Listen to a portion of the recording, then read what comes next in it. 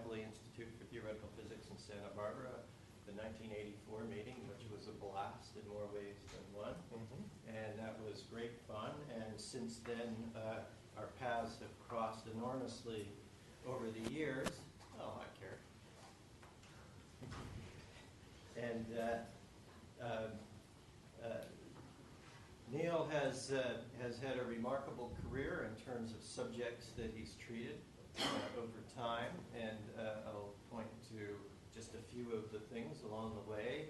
Strings is what he was into, not super strings, but cosmic strings, which still may be a viable option as a phenomenon in the universe. He worked with Stephen Hawking on the P Cosmology, was it? The P or something? You can call that. Yeah. When there was a time when cosmologies were open, and this was a way to go after it. You're probably all aware of the push that he's given to cyclic universe ideas, a long-standing possibility in cosmology that was given new vigor by Neil and by Paul Steinhardt. And that's not what he's going to be talking about today, or he might be talking about little aspects of it. But the main talk today is on quantum tunneling, which is quite exciting because we're thinking about some of these things in this room as well. Neil, of course, as you know, is the director of the Perimeter Institute, and so we were lucky to attract him to Canada from his august position in Cambridge, and he's been a real force within the Canadian scene ever since the move, and Perimeter is an incredibly lively place. So Neil is an arbitrarily busy person. One of his great accomplishments is starting a whole mathematical set of institutes in Africa, something which I have great admiration for. We're just talking about how that has exploded. So a multifaceted person, and I'm sure you will all be entertained. Neil Turok. Thank you very much, Dick. Just plug this in. Great, thanks a lot. Always a pleasure to come to CITA, and let me just begin by inviting all of you to come visit Perimeter, which, as Dick says, is becoming more and more exciting place, chasing breakthroughs in our fundamental understanding of the universe. So the topic I'm going to talk about today is quantum tunneling, which I got into, strangely enough, by worrying about the multiverse. But the more I thought about it, the more I've realized what a universal phenomenon this is in physics. It's one of the true universal phenomena, and yet, surprisingly, not completely understood. And so what I'm going to explain, in fact, the history of this talk is that Yakir Aharonov, who's one of our visiting research chairs at Perimeter, famous for the Aharonov-Bohm effect, among other things, he was visiting, and I explained my approach to tunneling, and he said, "Oh, I've never seen that before." And I said, "Surely this must be well known. It's obvious. I mean, and at some level you'll see it is obvious." But he said, no, I haven't seen it. So he really encouraged me to pursue this. Then I went to talk to other people about it, including Michael Berry, who also said he hadn't seen it before. So that really encouraged me to pursue it seriously. And as you'll see, it really gives you a different picture of quantum tunneling, and in some respects, a different picture of reality itself. As you know, quantum theory has given us ideas like Bell's theorem, according to which it's impossible to imitate a quantum system using any local classical model of reality. And what I'm going to talk about has that flavor too. This is an aspect of quantum mechanics that simply cannot be reproduced by a classical picture of the world. So I'm going to explain this elementary approach to quantum tunneling, which is not the standard one, and it's based on using complex classical paths. And what I'll argue is, in fact, this is completely generic in quantum theory, that the right way to understand the semi-classical limit of quantum theory. The semi-classical limit is actually, it's classical dynamics, but it's complex classical dynamics. It's F equals ma, but where the position of a particle is a complex number, not a real number. So if you thought that the world is described in terms of meters, seconds, and kilograms, think again, because it's also I meters, I seconds, and I kilograms. And that's what will happen. There's a truly vast range of applications, which I'm discussing with many people, and I'll show you a proposed experiment, which is looking for the features suggested by this approach. And I'll end with something, because it's a Cosmology Institute, I'm going to end by discussing something of interest to all of us in cosmology, which is whether or not the phenomenon of a multiverse is just a figment of our imagination, or if there is some technical basis for this. And actually what I'm going to argue is that it's possibly the biggest mistake ever made in physics in terms of scale. That's certainly true. But I will explain how I believe that calculations like the ones I am doing will show, and this is still a conjecture, they will show that actually the multiverse has no basis there is no well-controlled approximation which described it, and it's based on a misunderstanding of quantum tunneling, which lies at its heart. So classically, tunneling is very interesting because, we're all aware that quantum computers are coming down the road. We're entering the quantum age. All kinds of things you couldn't do are becoming possible due to quantum devices, quantum communication, quantum computers. But I like quantum tunneling because it's actually impossible classically, okay, but allowed and generic in quantum mechanics. And so it's really worth understanding what that means, that classically a system can get hung up in certain portions of phase space, and it just cannot escape from those regions. Quantum mechanically, that doesn't happen. Generically, a quantum system will explore all of its phase space. Post-selection was a term invented by Aharonov, and this basically is a way of looking at quantum mechanics which is extremely natural within the formalism of quantum mechanics. And it's a bit of a strange formalism because it says that instead of the world being a machine which you follow forward in time and see where it goes, the world doesn't work like that. The world works in the sense you define the initial state, you define the final state, and you can say the most likely path from one to the other, but the world is not a deterministic machine. In fact, in a sense, the formalism is teleological. You define the end state, and then you ask how could it have gotten there. The new point in this work is really identifying post-selection with the semi-classical expansion. That what I'll try to explain is that, in fact, the notion of a classical world fits in very well with this picture of post-selection and with some very precise mathematical statements.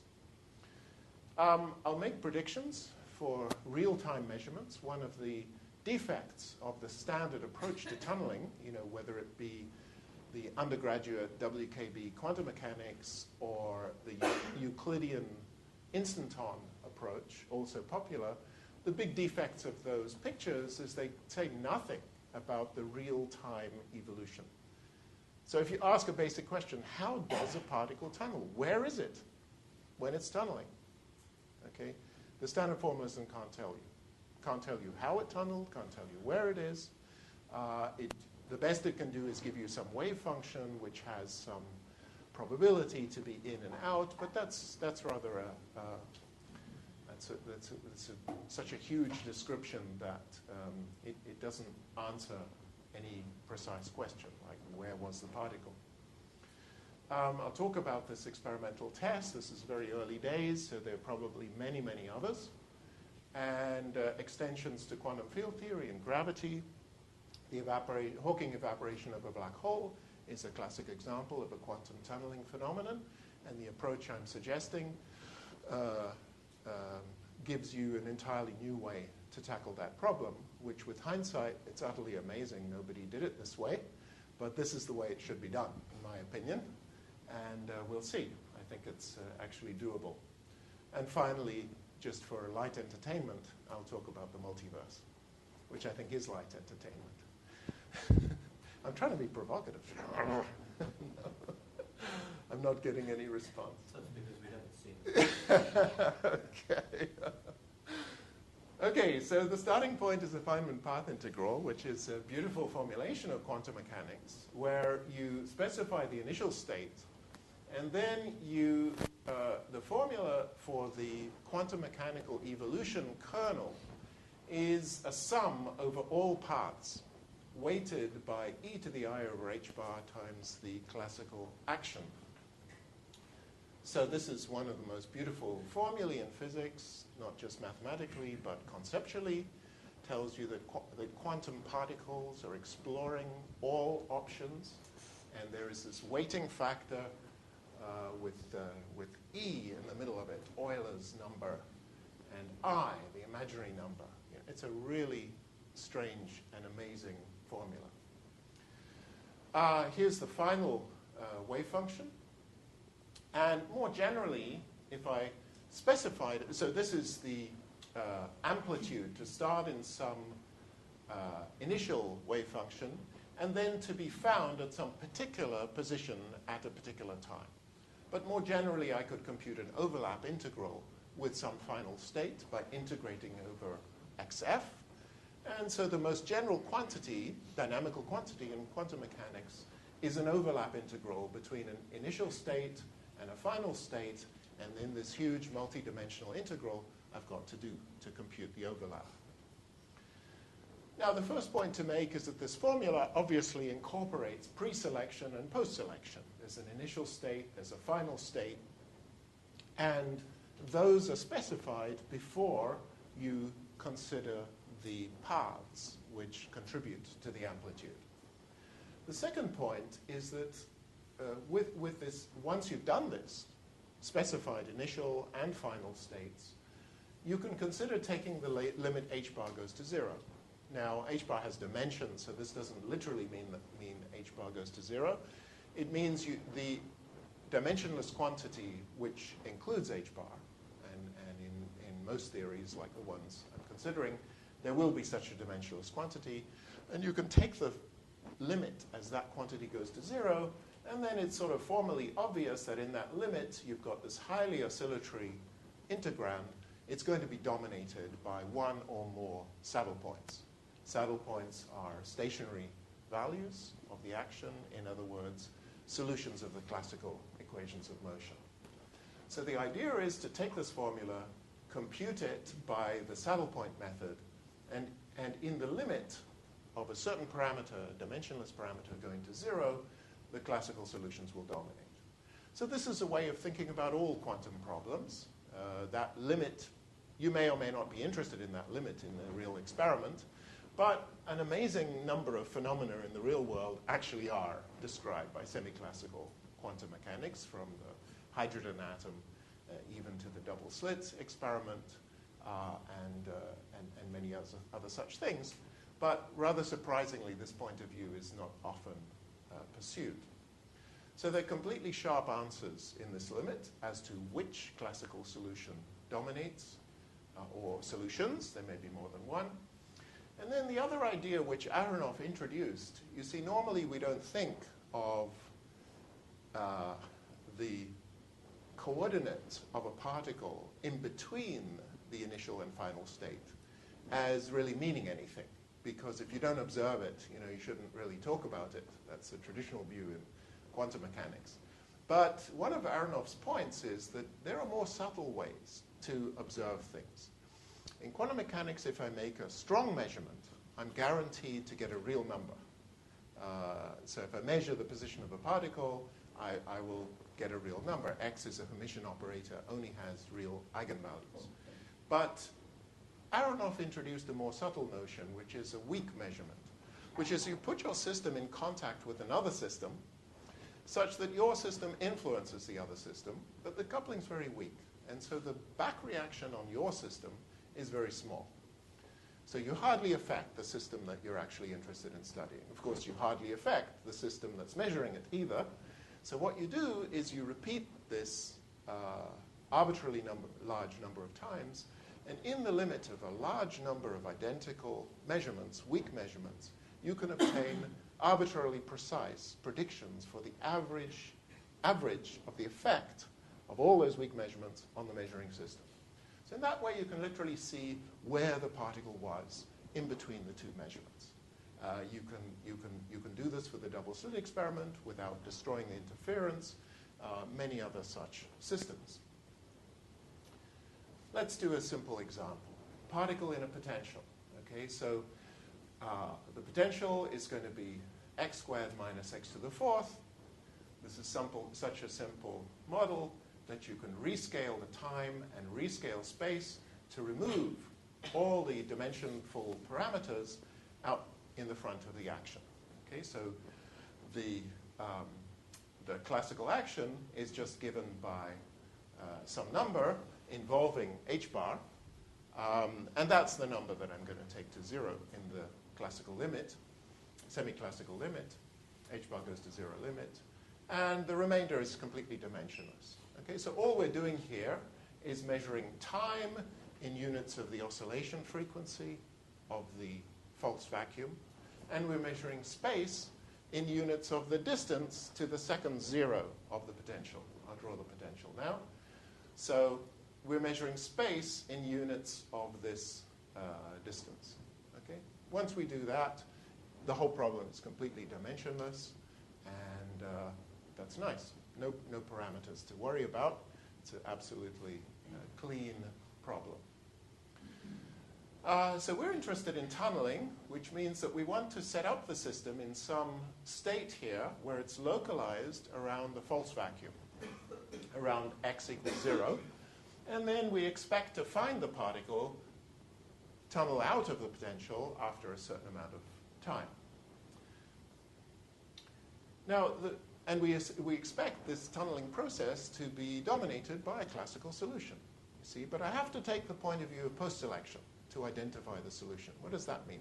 It means I prepare the system in a particular state. Doesn't matter what it is, within reason, but I can choose that state. And then I watch this to see when did the particle tunnel. So I saw the particle at some position at some time.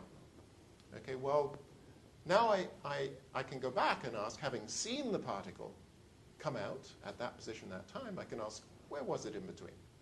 And the answer to that question is the path, which is a saddle point of the appropriate integral, path integral. So we're going to be interested in classical solutions. So let's look at all the classical solutions to this problem. So we're very familiar with all the real solutions. Okay? Real solutions is just a ball rolling in this potential. It can bounce from the outside, it can sail over the top, or it can be bound in the middle.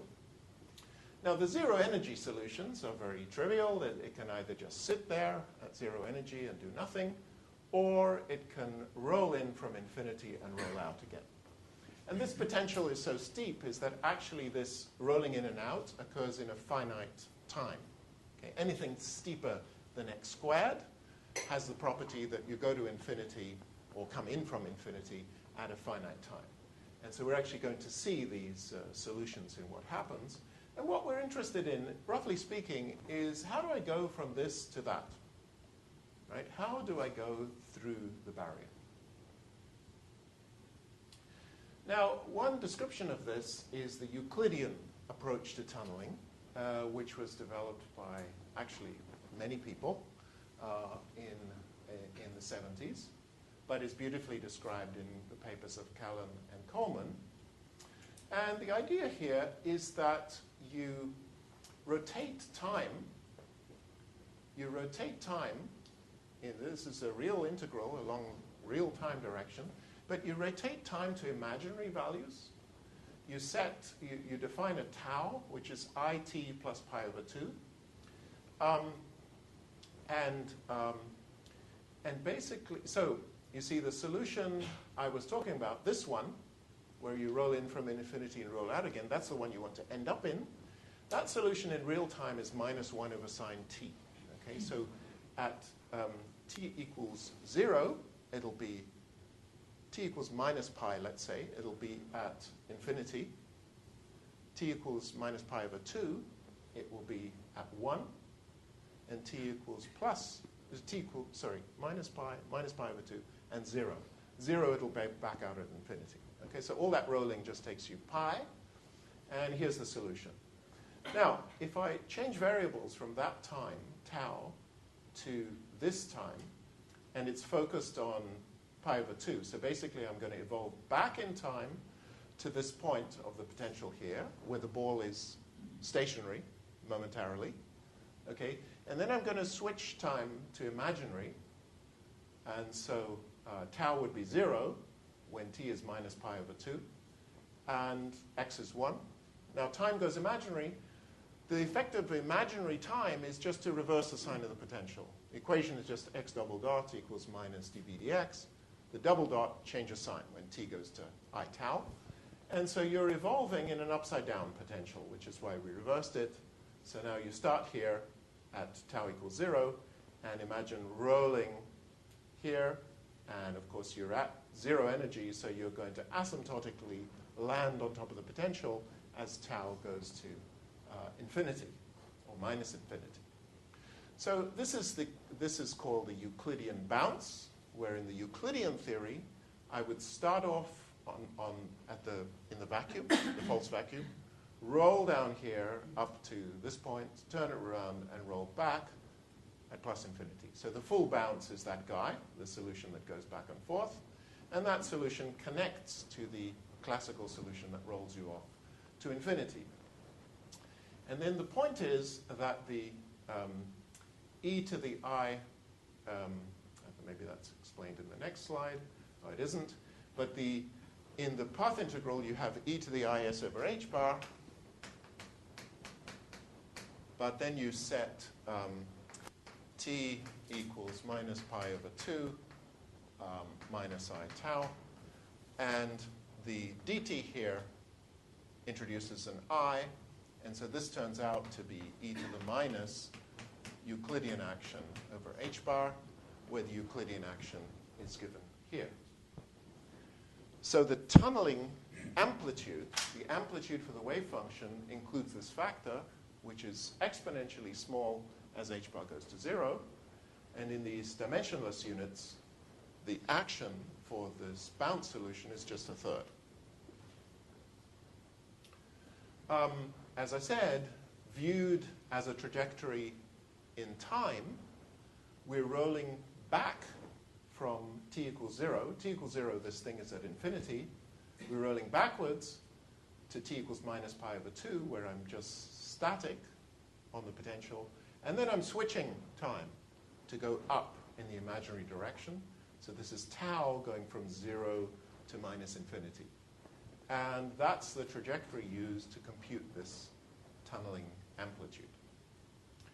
It's a very beautiful approach. Formally very beautiful. Often there are exact solutions. It's been used in a billion contexts. But it has a lot of deficiencies. Okay, one of them is that the dependence on the initial state isn't even mentioned. Okay? There is no discussion of the dependence on the initial state. The initial state is defined by the fact that the solution just rolls back to the false vacuum at minus infinity time. Whereas we know in the real problem that can't be right, because we can actually change the initial wave function. Okay, we could displace it, we don't have to choose a Gaussian, vary the width of the Gaussian. So it's a bit of a defect that this Euclidean approach defines the initial state completely implicitly. You can't ask any real-time questions because it's telling you what happened in this imaginary time. Well, it's not very useful. It doesn't tell you where the particle was at each moment of time. It tells you where it was at each moment of imaginary time. Well, we can't make measurements in imaginary time, so that's really not much use at all. How did it get through the barrier? Doesn't answer the question. And you will find in the literature huge discussions. There's been a massive controversy about quantum tunneling with the tunneling time. How long does it take to tunnel? Does it travel faster than the speed of light? All these questions are there in the experimental literature, and occasionally this discussion emerges. And I would claim the discussion I'll present resolves all these things in a completely unambiguous way. There really isn't any ambiguity about this process. Can we do better? Well, we know that whatever happens, it's going to be described by a classical solution. So let's just try to understand the classical solutions. It's not so hard because this is a second-order differential equation, admittedly nonlinear, but not so bad. We know that the general solution is specified by two numbers, and if it's a complex solution, those numbers can be complex. One of the numbers is the energy. That's a conserved quantity, and that can be complex. The second number is a time delay. This equation is time translation invariant. So you can always shift time by t0. If you have a solution, you can shift time by t0, and it's still a solution. Okay? Now, part of that is a triviality. If I shift time by a real constant, that's a triviality. Because it's just, in a physical amplitude, we really only care about the differences of time, of real part of time.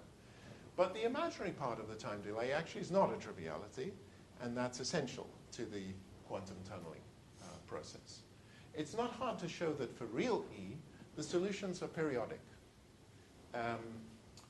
And we know that in a very naive way, that if E is real and there's no imaginary part of the time delay, then we know the thing is just going to bounce around, providing we allow it to roll out to infinity and back.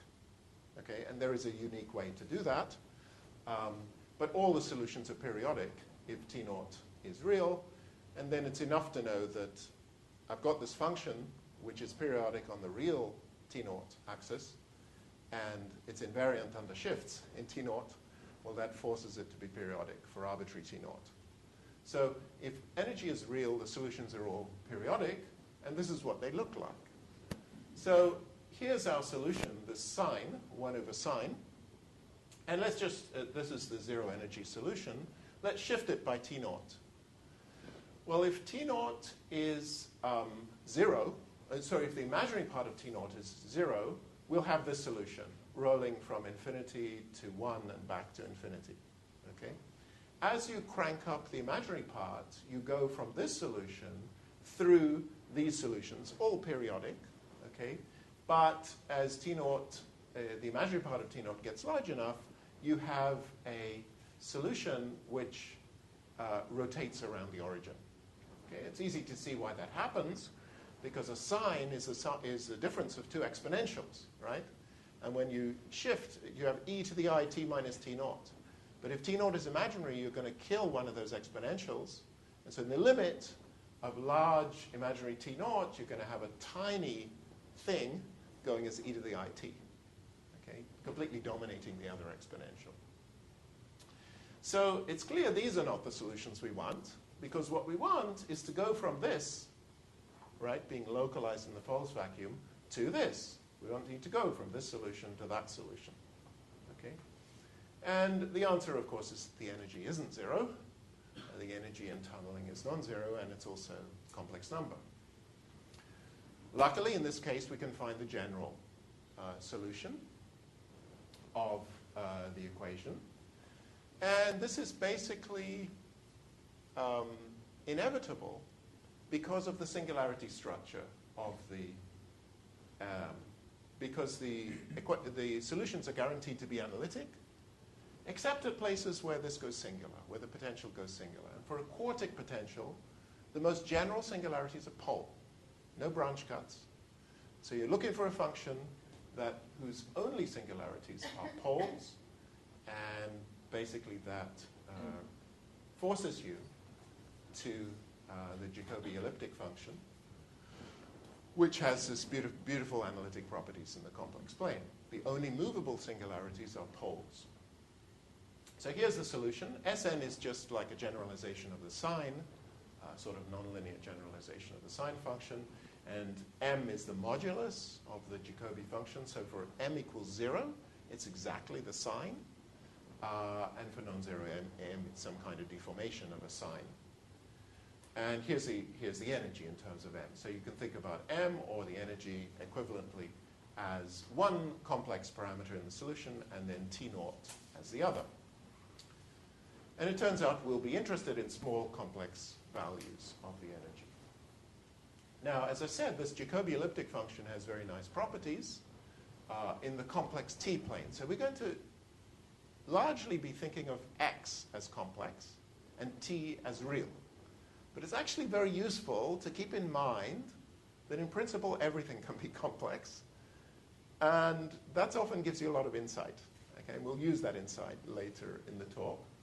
So it's worth thinking about the behavior if T were complex. Of course, the instanton is a limit where T goes imaginary, but more generally, T can be complex. So these Jacobi elliptic functions have double periodicity in the complex T plane. So that means this should actually be T here, not U. Oh, sorry, I defined U there. That's fine. So U is just a scaling of T. And the Jacobi elliptic functions have the property that they are doubly periodic, which means that you can shift the argument by any integer multiple of two vectors, the period in this direction and the period in that direction, and the function is exactly the same. So the fundamental domain of the function is a parallelogram, and the whole complex plane is just tiled with this parallelogram, and the function has the same values on every parallelogram. So two corners it has a 0, two corners it has a pole, and these numbers, k and k prime, tell you the periods of the elliptic function. So we're going to use that later. Now, for small complex energy, small m, this is what these numbers k and k prime are. So the definition of k, going back to here, that's some kind of where t, I don't know, what are you doing? You're doing a quarter period? It's a quarter period. And it's a delta x or something? So what exactly is the definition? I've forgotten, but it's an integral dx over... It's an integral. It's defined to be an integral dx over 1 minus v. I mean, it's just a number. All you need to know is that it's a number which depends on m. Okay, it's a quarter period. It's called a quarter period. Is it always, I mean, you may find this hard to believe, but Jacobi elliptic functions are not on the tip of my thought pattern. Okay. Is it a standard thing in the theory of Jacobi elliptic? Yes. So if we go back if you look up Jacobi elliptic function, the very first thing they define, and it's defined in a funny way because, well, the quarter period kind of makes sense in this direction because twice k would be a half period, and you go from pole to pole in a half period. But this way, it's actually, there's no factor of 2 here. So this notation doesn't really make well, maybe it does actually. Maybe it does, because you're going from pole to 0. Yeah, I'll withdraw that comment. Probably does make sense. But that's the terminology for it. It's just some known quantity which depends on m. So for small m, k looks like this. Here's the pi over 2. So 2k is pi, and I already explained that coming in from infinity and going out to infinity takes pi in time. And so if m was 0, the 2k would be that period, the distance between poles. K prime, it's more interesting, goes like a log. And so now if you take the limit of small m, k prime is going to get very big. Okay? And basically, this vector is going to get bigger and bigger. Okay, so as m goes to 0, this guy is going to get parallel to the real axis, and this guy is going to shoot off to infinity.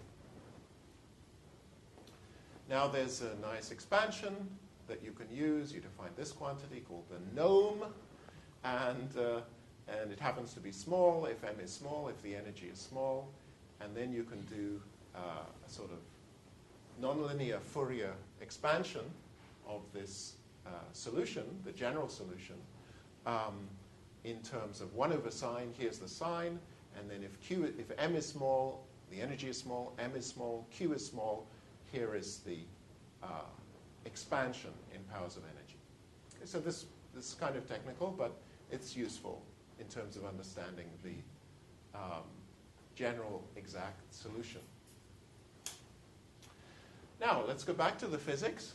And Q is fully complex too, because it's Q is completely infinity complex. energy. So everything Absolutely. in this Everything is complex. complex. T naught is complex, All right, M okay. is complex, K is complex. Okay. Yeah. And I'm Complex going world. to. It's a complex world. Yeah, it's the worst notation because everyone said when I talk about the people, they go, "Oh, you're working on complexity." No, this is simplicity. Okay, so it's as simple as it could possibly be. Right. Initial state. Let's put our particle in a Gaussian wave packet. We don't have to do that. There would be an answer, whatever we chose. But there's an obvious choice, which is to pick the Gaussian wave packet whose width corresponds to the width of the wave function in the ground state of a harmonic oscillator in that false vacuum. Okay? And for the false vacuum ground state, there's a particular width of the Gaussian. And now we just go back and do the saddle point integral over xi. Okay? So basically, I have e to the I action, which depends on xi, times over h bar, times e to the minus xi squared over 2l squared. And now I just saddle point with respect to xi. And I use the fact that the derivative of the action with respect to xi is equal to minus the momentum at the initial point, right? That's one of the Hamilton-Jacobi equations. So if you found the classical solution, its derivative is just the momentum at the starting point. And using those formulae, you find this is the initial condition for the classical solution. Your classical solution has to obey not xi equals something, but xi plus pi equals 0, and there's an I in there as well. So the initial conditions for the classical solution are these ones. Now this will be very familiar to people who do cosmology because this is called the positive frequency incoming state. When you do quantum field theory, you're saying that the wave functional of the field is nothing but a Gaussian for every Fourier mode k, and this is the correct, this is the initial condition for every Fourier mode. Positive frequency or Bunch-Davies vacuum, whatever, okay? Just follows directly from this assumption. So we're looking for a classical solution with this mixed boundary condition that x plus I x dot is 0. Wait a minute. So what is the definition of pi is the ds dxi, where s is actually the classical. It's the classical. Exactly. Okay. Yeah. Sorry, I should have said that. So the idea. idea. That's classical and imaginary and real time. That is to say, it's the full instant time, if you like. Time is real. Okay. So let's leave time completely real. I specify initial time, final time. T is completely real, and x is complex. And now I'm trying to find the solution. I'm trying to find the saddle point. And what you notice is with these initial conditions, the saddle point has to satisfy, it's a classical solution. X double dot is minus dv dx with these boundary conditions. Okay, so an I appears in the boundary condition of the classical solution. So you shouldn't be surprised that the solution is complex in general. The only way it's not complex is if the x dot happens to vanish. Okay, so now there's some algebra to go through, which I'll go through rather rapidly. But essentially, you've got two equations here, right? Which are just the saddle points of specified by the integral. If I had some other state in the final state, I would have another saddle point equation. But they're two equations for two unknowns. The unknowns are E and T naught. And so we have enough equations to solve and find the solution. So all that remains is to find the solution. T naught is is rather easily fixed because if you assume that the final position is much bigger than 1, then basically I'm rolling down the hill towards that pole. X is getting very large. It's very easy to solve the equations in that limit. X is going like 1 over t, and then I can re-express t in terms of x. And so here I have x final. I have this number m, but in leading order, t0 minus tf is just 1 over x final.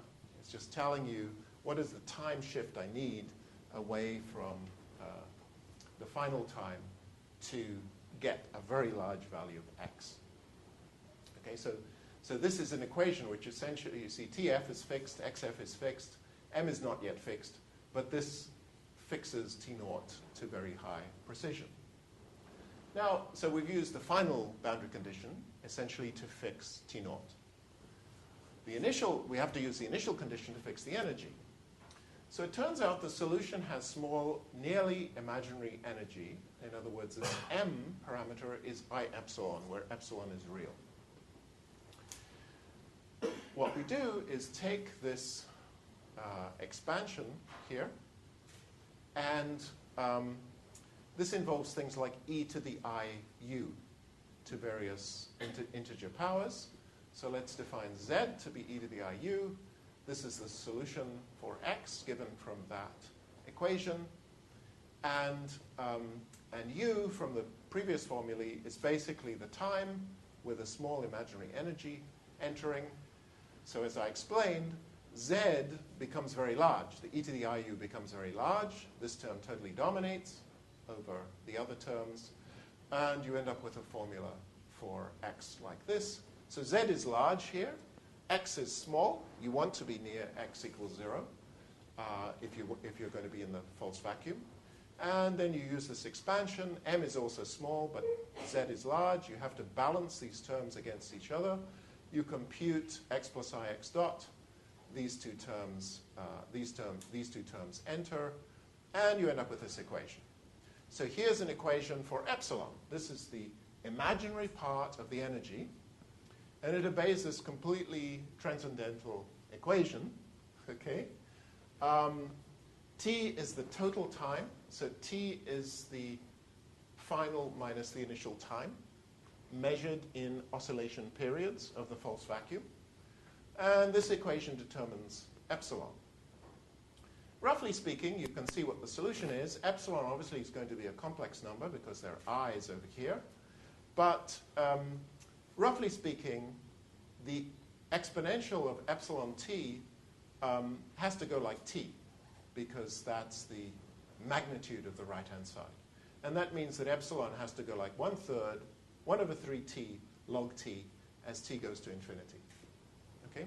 So at large post-selection time, the energy of the solution is small, as log t over t.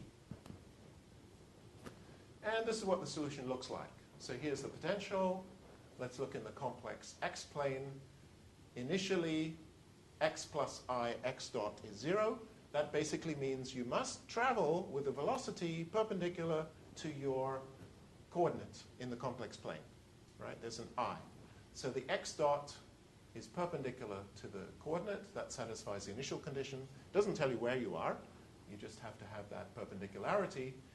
And then it spins round and round and round. And then this curve connects to that curve. And it goes into this fancy jig. And finally it comes out. And notice that, you see, these points here are really this point. So notice that the final part of the trajectory is it goes way out in the complex plane, comes back in from the other side, hits the potential from outside, nearly stops, and then rolls to infinity. Okay, so that's how a particle tunnels. It literally goes around the barrier in the complex plane. Okay, so you thought reality was real. It's not. Okay, the particle has a coordinate, which is literally a complex number. And we're going to discuss how to measure that next. Now, let's understand this limit t goes to infinity. Long tunneling times. This is going to be typical because the tunneling rate is going to be exponentially tiny as h bar goes to 0. So the typical event we're going to get will be one where the time t is exponentially large. All right? So and it's very interesting to ask what happens to the shape as that parameter gets large. And something happens. So in the limit t goes to infinity, m goes to 0, as I explained. Epsilon goes as 1 over t log t. So t goes to infinity, epsilon's going to 0, m's going to 0, the energy's going to 0. Okay? These period vectors, one of them's going to pi over 2. Can I just ask a quick question? So let's go back to that nice phase diagram. Yeah. So we have x real, x imaginary. Right. And for this purpose, time is real. Time is counting these cycles. Yes. And the interpretation of let me think of x imaginary as complex. An extra dimension. Oh, don't. Why not? It is an Well, extra no. dimension. In a sense, it's an It extra. is. No, it is in a sense, but it's one which is very correlated with the real dimension. So do not try. The first thing. So is that because you're going to make a metric which is some kind of dx squared real minus dx squared? I mean, what is it that says that it's not an these two- independent. It's not an independent degree of freedom. Don't think about it that way. But you could. No. Why not? Because the kinetic energy, right, is x dot squared. So that would be real x. The kinetic, real x squared, real x dot squared, real x Yeah, there would be a real dot and squared. imaginary. There's a real and imaginary Yeah. piece, and the imaginary part is a negative sign relative to the. So it's not particularly useful to write it in Well, real sometimes components. what you think isn't useful can actually be useful. It might because, be. Psi, Okay. it's nice to make it into a real and imaginary S, which has the probability aspect and the phase aspect. Maybe, but And, that's maybe the best way to think about the deviation from classical limit in the standard quantum system. And I'm just saying that the question is whether the I in this is the Right. fundamental ingredient or not. That the universe really loves its eyes. it does love its eyes. It dots them. So, one way of saying this is you might be tempted to say, take V of x. If x is complex, well, x equals r plus is. Plug that in here and figure out the potential for r and the potential for s. Well, that's totally misleading because the kinetic term for s will have the wrong sign. Okay, so it's a whole package. Complex classical dynamics is not just twice the dimension of real dynamics. So that's a kind of pitfall that many people try to picture the potential out here and say, oh, is the potential pushing it back in here? Well, no, because actually it's the kinetic term having the wrong sign, which is pushing it back in here. Okay. So these period vectors are 2k and ik prime, and as I explained, one of them goes to pi, so these poles are going to pi, but with the imaginary part going to 0. Remember, you may not remember, the imaginary part of this k was proportional to m, so that goes to 0. So these lines become flat in the limit of large t, become horizontal. Okay, the poles and the zeros become horizontal, and this period in the imaginary direction actually goes to infinity. All right, so these zeros are going to move up here to infinity in the limit of large capital T. So the action I compute is from initial time to final time, which is assumed, I've taken it to be 0 just to make a plot. And so the solution goes from some initial time to some final time, just slightly less than 0 because x final is so big. And the action would be computed on that real-time trajectory. But the action is a contour integral. Okay? It's just an integral dt of something involving x of t, which is an analytic function. So you're perfectly free to deform that integral in this way. And if you deform the contour so that it runs, you see, you start near a 0. The solution starts near the false vacuum. If you deform the contours, you're not going to get much action there. Okay, there's very little action coming from the initial part. If you deform the contour along the zeros, the integrand is always going to remain small. And then you get up here. Remember, this is all lifted up to very large values in the limit of large t. And then you're going to run down in the imaginary direction, where the integrand is exactly the Euclidean action, and the solution is exactly the Euclidean instanton, up to corrections of order m. And so that's where you get the Euclidean action. Okay? And then you roll off to infinity. When you've left the potential, you have a real trajectory running down the hill. That's how you reproduce the Euclidean result. Okay? So the Euclidean result is just an approximation to the full result in the limit as capital T goes to infinity. Let's do a cubic potential. Also fun. You can play the same game, scaling everything out. The potential looks like this. It's one-sided now. This turns out to be the general classical solution for the cubic potential. And the difference is it has double poles instead of single poles. Okay, so quartic and cubic are special. Cubic has double poles. Quartic has single poles. Beyond that, they get branch cuts. Okay, and it gets messier. And you get more complicated formulae for these constants. But this is the general solution to the cubic problem. And this is what the trajectory looks like.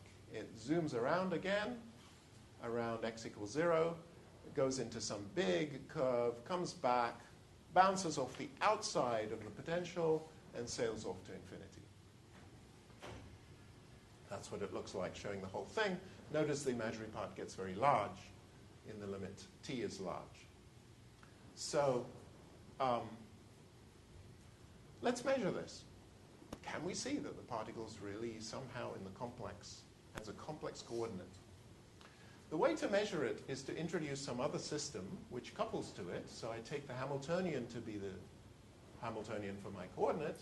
Then I introduce something called a von Neumann pointer. Okay, so what is a von Neumann pointer? Essentially, the simplest case, it's a free particle. This is its free Hamiltonian. It will turn out this term is completely irrelevant, actually, for what happens. So we don't care really what this m is. In fact, you could take the limit m goes to infinity. It wouldn't make much difference. In fact, no difference to the formula I showed. So all that really matters is we couple our coordinate of our tunneling particle to some other coordinate. I've called it p, but it doesn't really matter there either. It can be anything. You couple it with a weak coupling. Okay? And delta function interaction. That's not essential, but basically you want something localized. If you want to see the position at t measurement, you want to switch this coupling on around t measurement and then switch it off again. Now, it's pretty obvious what this interaction will do to your pointer. You see, p is a translation operator. So this interaction, and you can see this from the classical Hamiltonian equations, this interaction is just going to translate the conjugate variable to p. We'll just translate it by g little x. Okay? So that's why this is a good way to measure the position of a particle. So you watch the pointer, pointer gets translated, and then I measure the pointer. Right? But I haven't interfered, I've hardly interfered with my particle. So now this pointer momentum commutes with the Hamiltonian. It's actually an earther charge. It's exactly conserved, classically or quantum mechanically. So it looks like, at first sight, you say, there's no way in the world you can change the value of p. Okay? Because it just commutes with everything. If I'm in a p eigenstate, I'm always in a p eigenstate. That's not quite true, because what you do is you're post-selecting on the coordinate of the particle. And the interaction has this effect. So this can be shown in a path integral, but it's a very intuitive result, which is the following. I take my wave function, psi of x, in the pointer momentum basis, okay, in which a Hamiltonian is diagonal. And I've got some wave function just before the measurement. Okay, then the measurement happens. Well, what's the measurement going to do? It's just going to multiply the wave function by e to the minus I Hamiltonian over h bar, right? Integral dt Hamiltonian over h bar. The integral dt cancels the delta. And what you get here is the position at t measurement. Okay? So the final wave function is just is multiplied by this factor, where this little x appearing here in the phase is the the coordinate of the measured particle. And in the limit of h bar goes to 0, this is the classical solution for the particle between the two, between the initial and final states. So now notice something peculiar. You see, this is normally a phase. If x were real, that's just a phase, so it doesn't do anything. But if x has an imaginary piece, this phase turns into an exponential. It's e to the minus p. Now, if your pointer had a wave function which was a Gaussian, like, say, e to the minus p squared, and you multiply by e to the minus p, you shift the center of the Gaussian. Okay? So this post-selection has the effect of introducing a correlation between the final measured position, you selected on the final position of the particle, and you observe the momentum of the pointer, and with post-selection, you find the following result. The position of the pointer is shifted by g times the real part of the solution. That's the sort of obvious answer that agrees with the classical answer.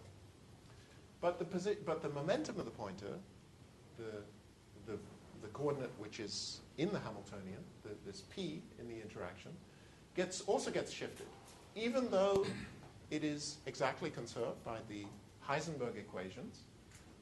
With post-selection, the expectation value of p gets shifted by the imaginary part of the particle's coordinate. I call it a post-selection bias, that once you've made the post-selection, your pointer is no longer going to be, well, you will see an effect in the pointer which is classically impossible. So if g is small and if x is small, then the shift in p is a small fraction of the quantum uncertainty in p, in other words, this. But nevertheless, it can be measured with arbitrary accuracy if the experiment and the Weiss measurement are repeated a sufficient number of times. So we can see this. Okay, we just have to couple it to some other system weakly, and then measure that other system, repeat the experiment an arbitrary number of times, and we can see this whole picture. It may be weak, yes, but isn't the p necessarily perturbing the path so that the path develops a random element to it, and then... it's at order g squared. I know, but that doesn't mean that it's irrelevant. If g is small, it's irrelevant. Really? Yeah. You can make g small and n, the number of times you do the experiment, large. Time, then I'm getting some kind of random walk. No, because each experiment is independent. You set up the initial state. That's the nature of a random walk, a Brownian walk. No, you're not. The measurements are not happening sequentially. Imagine an ensemble of 10 million systems, all in the identical state. All of them undergo one measurement.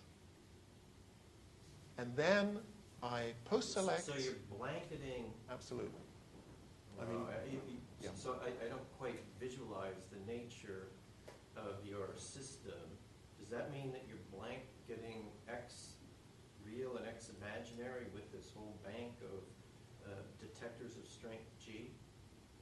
I mean, in other words, have I just completely no, I just put some lattice work? Make a system and replicate it huge number of times. And then on each system you do one measurement. And then for each system, given that the particle was at x final, at t final, you've got to post-select on all these systems. Yeah. And then you say, given that, what was the pointer? What is the distribution of momenta of the pointer that I measure on every? I measure strongly. Yeah, but every element.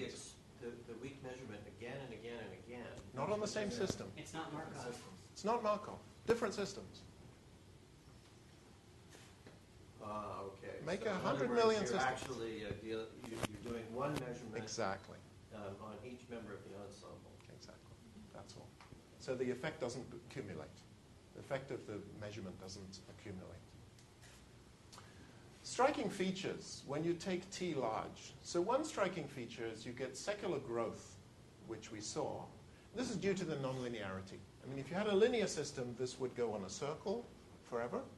It's due to the x cubed or x squared term in the equation of motion that you get secular growth of the amplitude. And you can compute the radius. It grows exponentially. It grows like time with this coefficient. This is essentially epsilon, that number epsilon, a small imaginary energy. So you get exponential growth, but with a very small exponent in the limit as t goes to infinity. So very slow exponential growth. It's just going to take as long as it needs to reach amplitude of order 1, and then it's going to tunnel. Another interesting feature is that the imaginary part of x gets very large just before tunneling. Okay, so you saw that in these pictures. I mean, this is x equals 1 on this picture is here. Okay, so the imaginary part is going to huge values as time gets large, and you can compute that. Well, the reason for it is that actually as I'm running along this time axis, I nearly hit this pole. Okay, there's a penultimate pole, which is separated at minus pi from the one I hit when I go to nearly hit when I go to infinity. So I just missed this pole. Well, that makes the thing big. Okay, that's why the imaginary part got big. You can compute that imaginary part, and it turns out that for a quartic potential, the imaginary part is t over log t. Can be arbitrarily large, as t is large, 1/4 period before tunneling. That's where it hits the biggest. So you've got to watch this particle, then go back and ask, where was it a 1/4 period before it tunneled? And you'll find it's way out in the complex plane. Okay. Cubic one, it's even stronger, t to the 3/2, a half period before tunneling. Well, let's look for this. Okay. So about 10 days ago, an experimentalist from Maryland NIST came to Perimeter, and we were talking about all this, Jacob Taylor, and he's come up with a very cute scheme for seeing this. In order to see it, you need very high precision, and the main challenge is the timescales, because the typical tunneling is going on such a short timescale. Sorry, the oscillation period is so short in a typical tunneling process. It's very hard to observe the thing, just a 1/4 period before it tunnels. But a system in which this appears possible is a quantum dot, in which you have a single electron controlled with these electrodes, which you put at different electrostatic potential.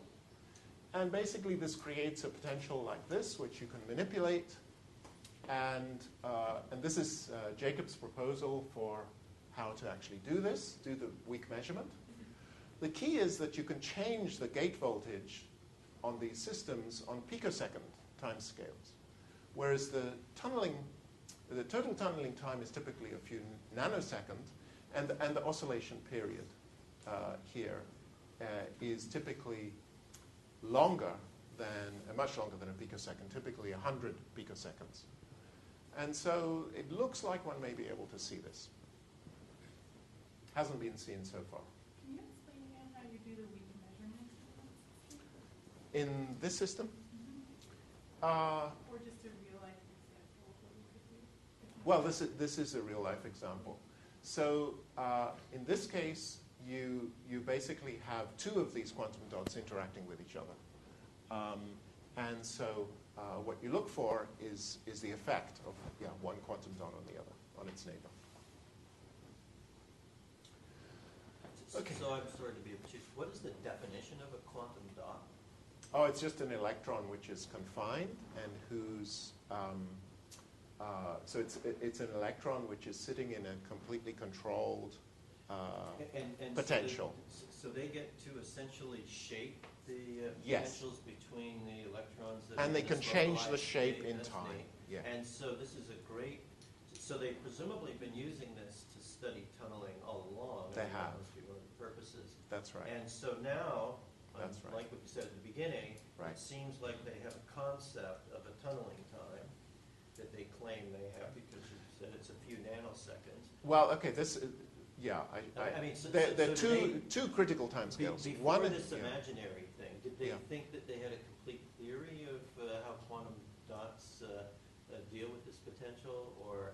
no, So they have all of these observations, and the theorists had not caught up? they hadn't looked for this. They hadn't looked for which? Hadn't looked for this. They hadn't looked for the bias induced by post-selection. Uh-huh.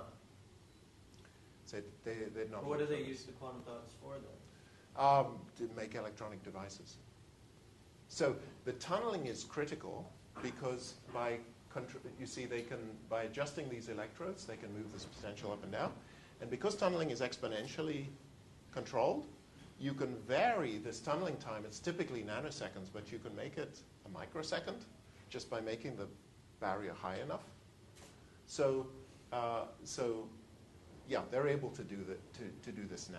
I mean, this ability to control it so finely is really only in the last few years that they've been able to control the potential and watch the results so accurately.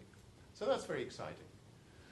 There are many extensions and generalization. You can include time-dependent forcing. Again, you couldn't do that in the Euclidean approach. Here, you can simply introduce a time-dependent force and make the particle tunnel. Higher dimensions, many particles. Quantum field theory, I won't really talk about this. I won't really talk about this in terms of, because of the time. Actually, one of the tough parts of this problem, it's a mixed boundary condition, initial and final. Okay? So one way to solve it is by shooting. You adjust the initial velocity of the particle to hit the final coordinate. It's a pretty difficult problem because it's a two-dimensional shooting. And, but fortunately, we've got a very capable person, Kendrick Smith. And Kendrick last week succeeded in getting a certain idea to work. And so we're able to numerically find these mixed boundary condition solutions. And so this means, hopefully, we haven't begun to explore this, but hopefully it means we don't need those analytic, I used Jacobi elliptic functions and all that. Hopefully now we can do it in general and find the right classical solution. Now, I realize I'm over time. Is it okay if I go on, or would you like me to stop? Destroy the multiverse. You should. Okay. Be okay with that. Anybody who People wants to who want to leave, leave, please leave. Okay, no problem. You have a rapt audience. Okay. And please leave at any point, okay? So, quantum field theory. Now this gets very exciting and orders of magnitude more difficult, because essentially a quantum field theory is nothing but a collection of particles which are coupled together by gradient terms. Okay? So, but we're pretty optimistic that if we can solve the one particle case, the gradient terms only stabilize the system. They contribute to positive energy, and it appears that it should be feasible to study the field theory in the same general approach. But we'll see if that pans out. Now, harder, infinite number of degrees of freedom, initial, again, let's assume initial false vacuum Gaussian wave functional, otherwise called a Bunch-Davies or positive frequency incoming vacuum. Now, very, very important, and I think insufficiently appreciated point, particularly in respect to the multiverse. Such a state, okay, this state, say I've got a quantum field now with a potential like this, V of phi, okay? And somehow we want to start off the system up here. So typical assumption would be that you're in a false vacuum state. Okay, the particles have the mass they would have in this vacuum, and then every Fourier mode is in the ground state of the Lorentz invariant ground state, let's say, if we're in flat space. The key point is that this state, the false vacuum state, defines a preferred frame. Okay? It is not a Lorentz invariant state. And I think this is a misconception partly brought about by the Euclidean formalism.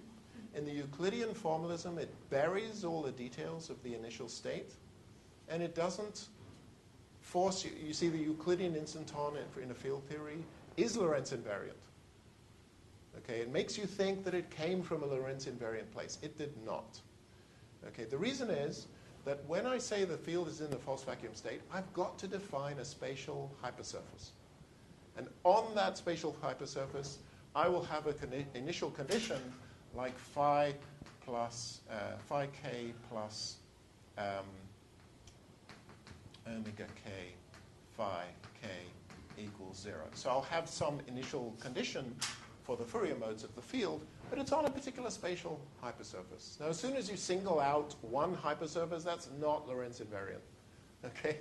So that choice is a totally non-Lorentz invariant choice. And in the context of inflation, that choice is defines a particular frame. In other words, it's arbitrary. And it turns out your results are strongly dependent on that choice. Okay. So that's very important. The state that you tunnel from defines a preferred frame, just because it's not a stationary state, because it's going to tunnel. It's obvious a little bit later. You set up the state, all these bubbles form. Now, if you do a Lorentz boost, well, part of your space is full of bubbles and the other part hasn't got any. So it's obviously not, this is not a Lorentz invariant state.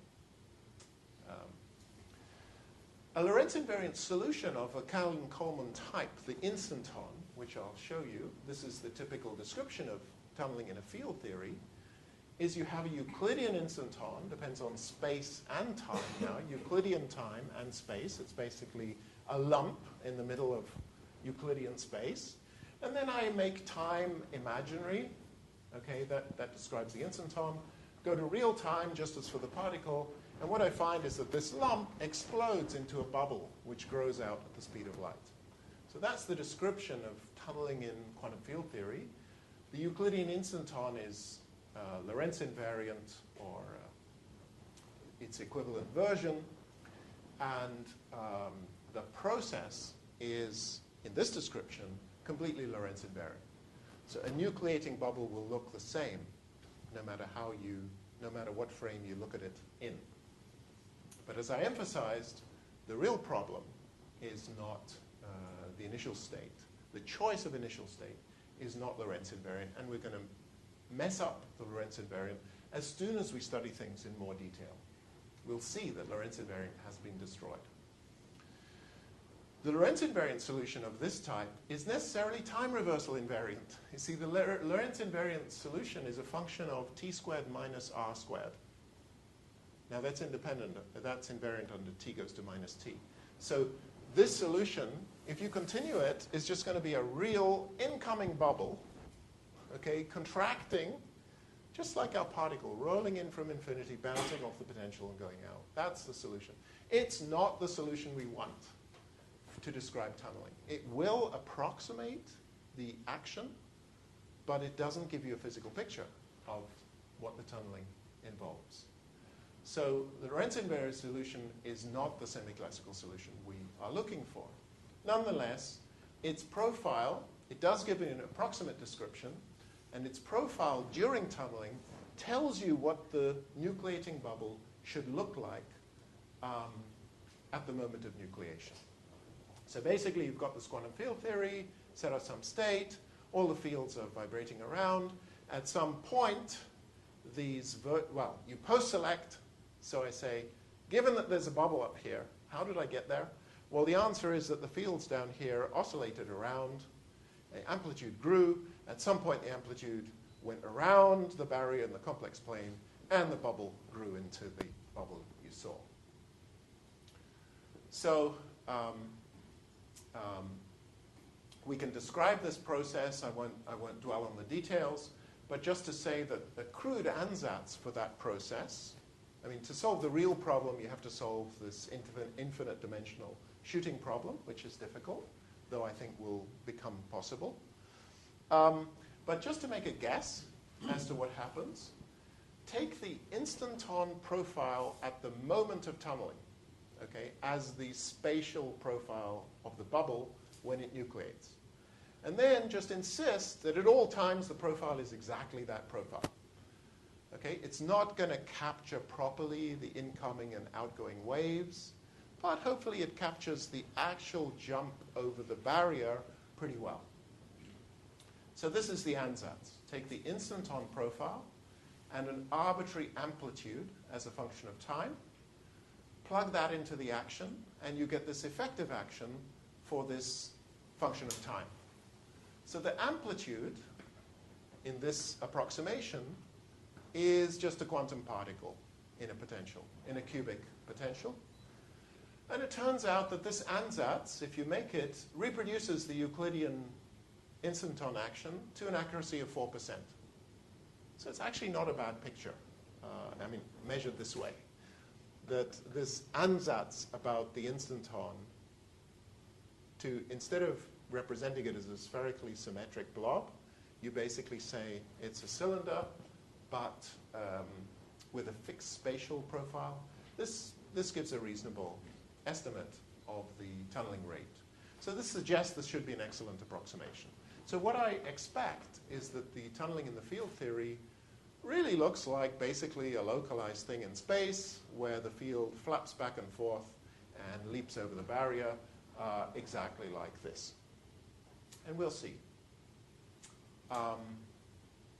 And so you can always take this as an ansatz and then systematically improve by using the classical equations of motion. You can evolve such a field configuration. So this can be done numerically to get closer and closer to the real solution. Hasn't been done yet. The multiverse. The multiverse rests on tunneling. Here is a little movie of the multiverse. So the idea is that the field, for some reason, got trapped up here. Or maybe there was just a slow roll potential and the field got hung up by the damping from the expansion of the universe. And then in different parts of space, the field jumped downwards in these bubbles. Okay? And each bubble blows up into a universe. This is a co-moving coordinate picture, so everything's been scrunched down. But in physical coordinates, this whole thing is exploding exponentially. The bubbles are growing at the speed of light. So this is the creation of the multiverse. And you know, this is, in my view, been pretty, well, in many people's view, this has been a pretty serious concern, let's say, for fundamental physics. That if the universe really looks like this mess, okay, what chance do we ever have of understanding it? Okay, because within this multiverse picture, every bubble would be different. In fact, the laws of physics can be different, and then this all got connected to string theory and this string, all the different vacua of string theory.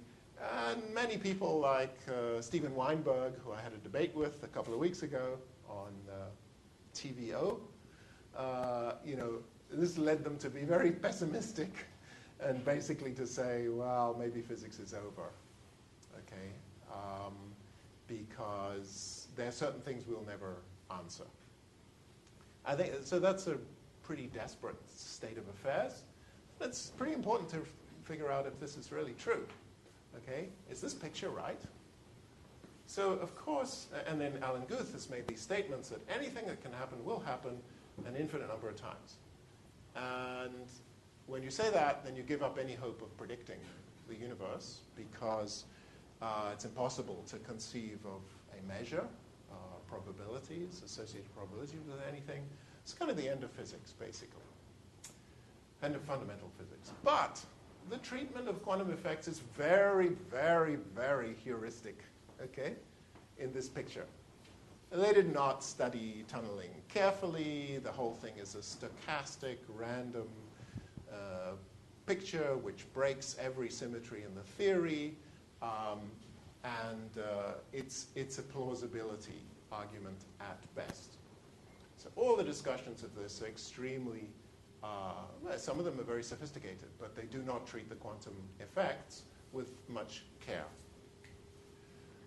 Well, this is very interesting. So let's study bubble nucleation in de Sitter space-time and see if it's true. Is there really this picture of multiple bubbles? Now, one thing about this setting, which is interesting, is that we know there is an instanton solution in de Sitter space for one bubble, for a single bubble. You can find the solution, you can show it's there. Nobody ever found a two-bubble instanton.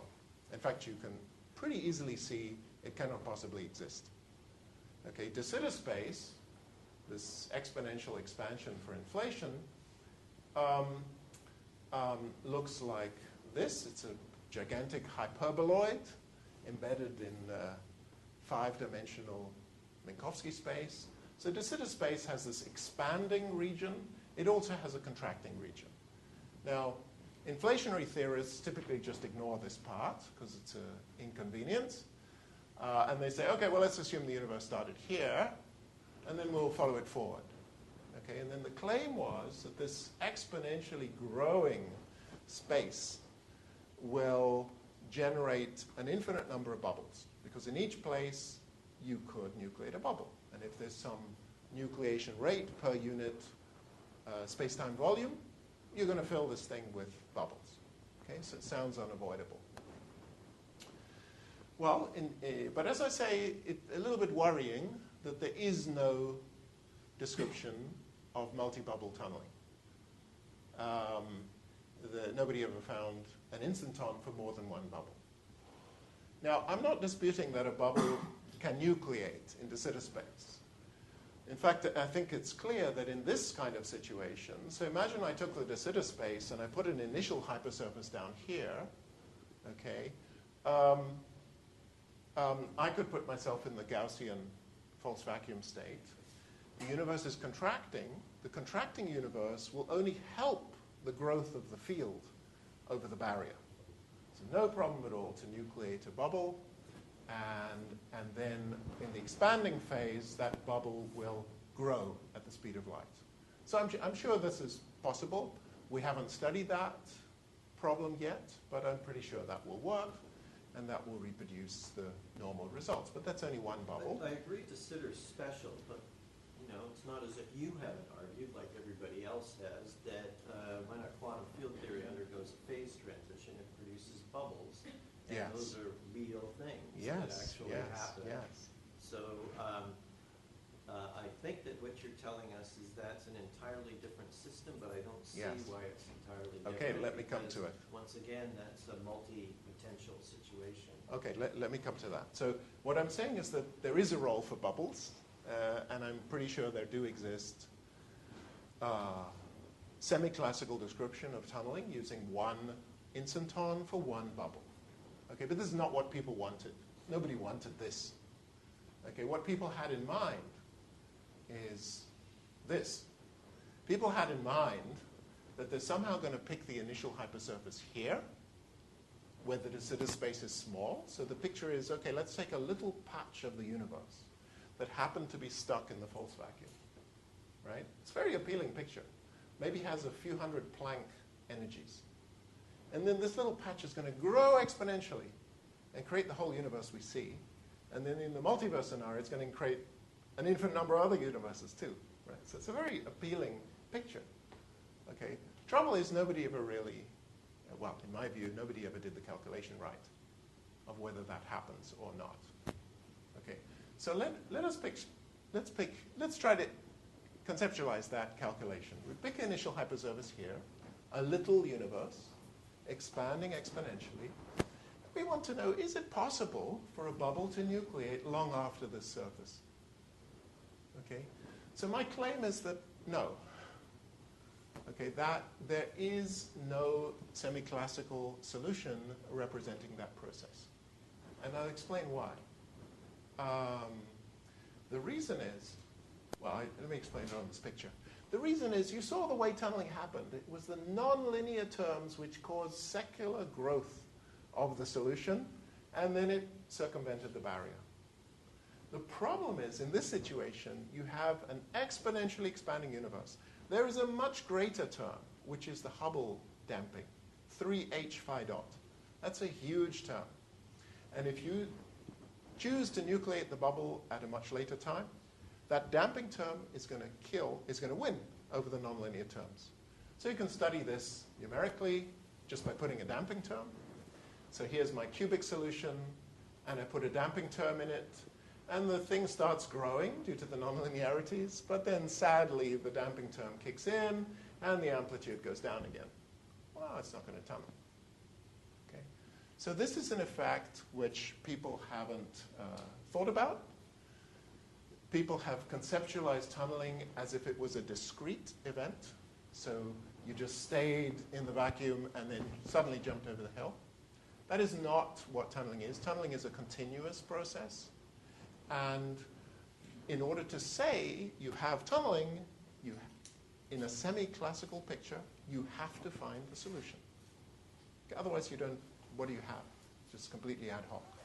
So my claim is there's probably not a solution representing one bubble nucleating much after the surface, let alone a multiverse. Now, does this mean the multiverse is a fiction? Probably it does. It's a bit of a negative statement because it's just saying that the semi-classical approximation completely fails to determine such things. There is no semi-classical description of a multiverse. Well, then there's no multiverse. You don't know what you're talking about. Because the only picture we have of a multiverse is it's a classical space-time with classical bubbles growing. If you can't find a classical solution which represented the emergence of the multiverse, you're out of luck.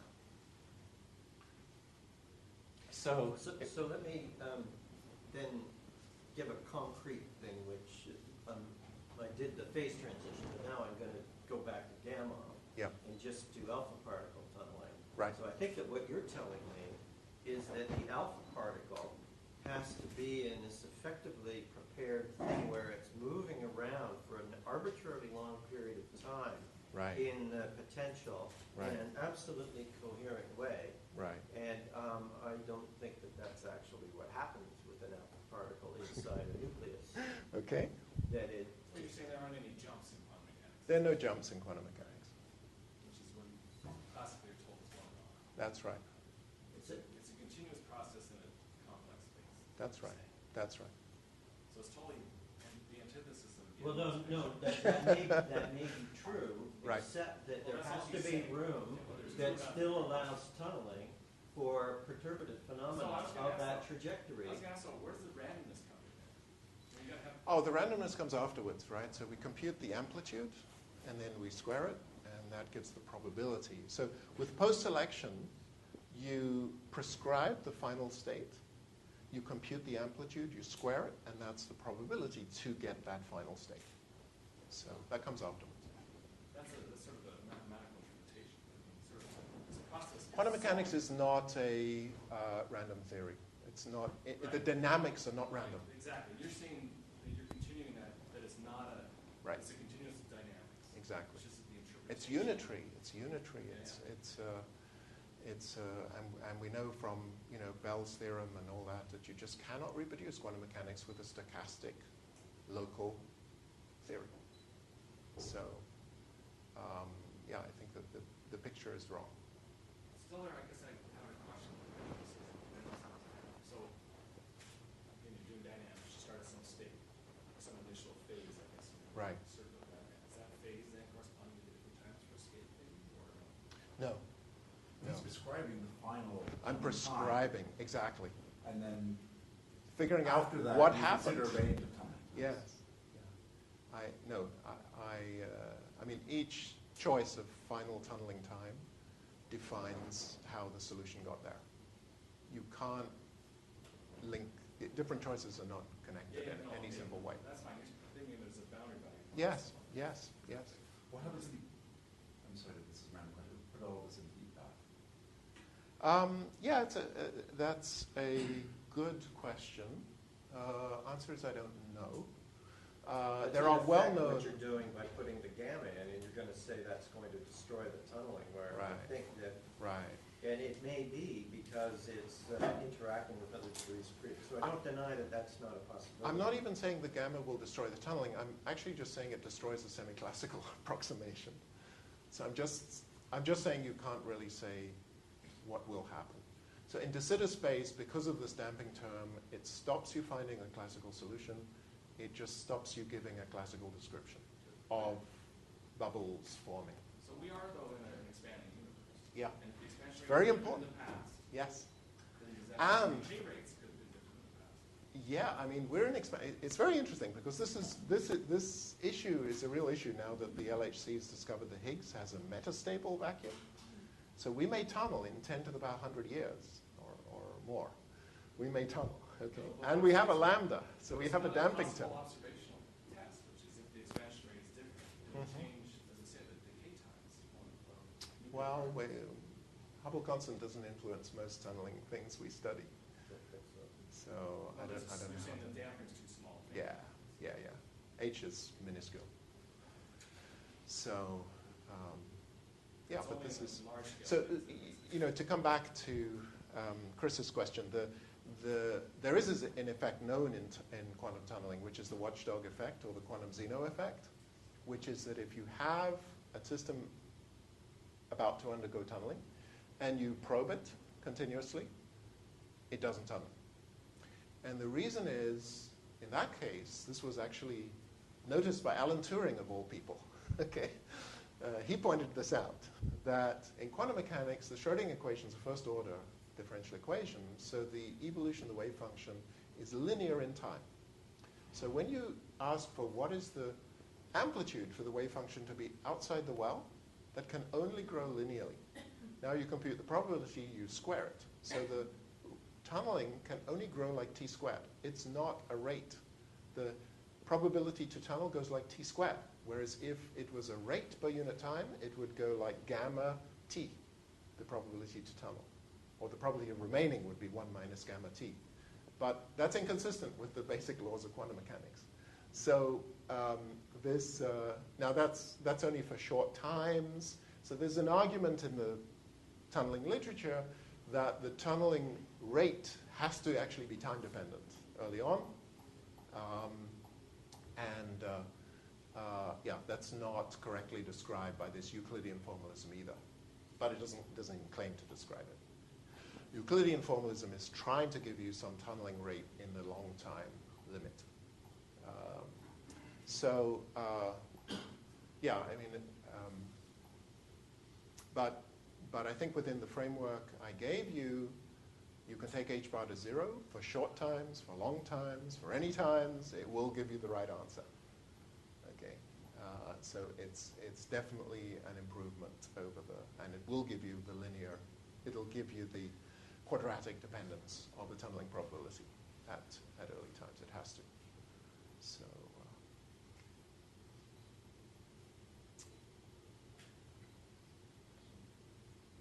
Okay. Thank you.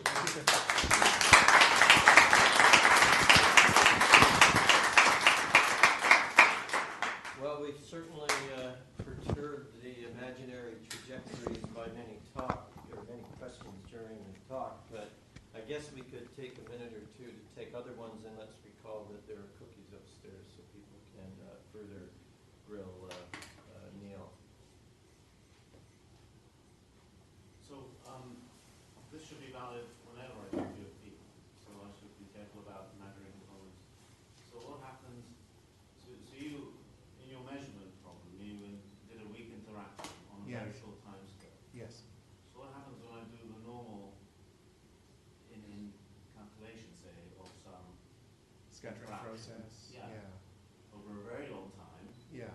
where normally I do something very similar, which is to say I've got all this, well, normally you do it in Fourier space, Right. you've got a reality condition, Right. and then you get this big phase in these integrals that it's just a phase, you don't care. But in this case, because you get that imaginary part, Yeah. this phase gives you a small contribution, so if that time integral is really long, what happens, because those things can go, if you're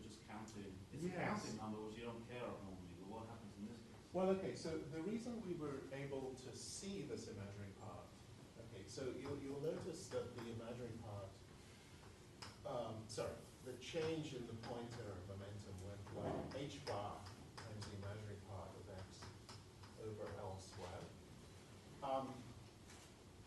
The one interesting point about it is in the Can you limit. all see this? You're operating on a board which is perpendicular.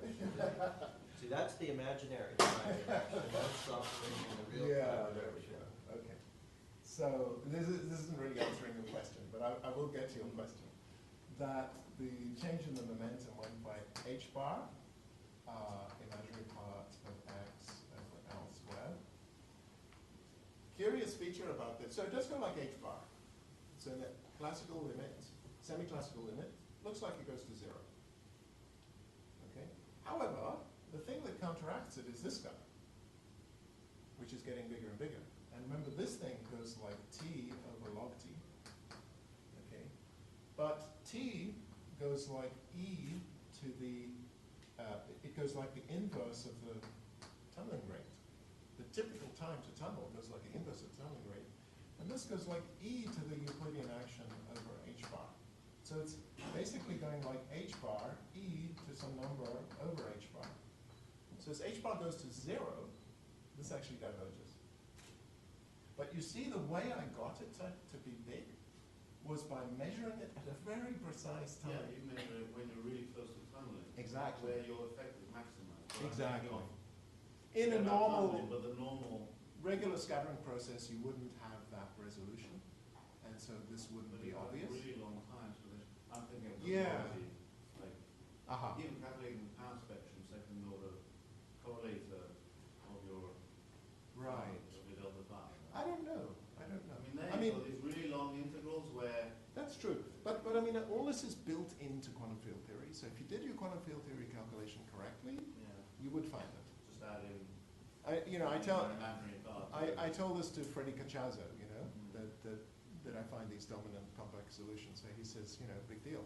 We know it's complex because he represents scattering amplitudes of gluons in twistor space, and then you do all kinds of shenanigans. Everything is complex from step one, and indeed, of that's course. just normally, but here you have a very strange change of your phase space in Fourier spaces. Yeah. It's changed slightly. Yeah. It's No, very, I think very this. tiny effect, I think this post-selection viewpoint is very important in terms of understanding the classical limit. I think we haven't really got to the bottom of how important it is. One of the things about gravity, which is very disturbing in cosmology, for example, is that the Hamiltonian is 0, and the phase space available for a cosmology is infinite. It's nothing like fixed energy. It's 0, and Hamilton is not positive either. So this leads to this is basically the origin of the measure problem in cosmology. There is no well-defined measure, so different people make different guesses. Post-selection does provide a resolution of that problem. And post-selection basically says that you're not allowed to you don't consider the system just going anywhere. It's got to go to a restricted class of states. And so it may be that post-selection is absolutely essential to constructing a measure on cosmology. That wouldn't be surprising. And that may have implications, all kinds of things. May have implications for the cosmological constant. Sounds very anthropic of you. Doesn't it make inflation very probable? No, it's improbable. E to the 300 over. No. This is actually, without knowing it, this was the point of view in Gary Gibbons' paper with me, Right. that we calculate the probability for n evils of inflation, and we post-select it. Okay. So And you that find gives the it's right sign for the exponential. e to the minus 3n is the probability. That's right. So, I don't know. Okay, cookies upstairs, and Neil is taking off at 6. 6. So there was only a Sorry. certain amount of time to grill him and no dinner tonight. Sorry about that.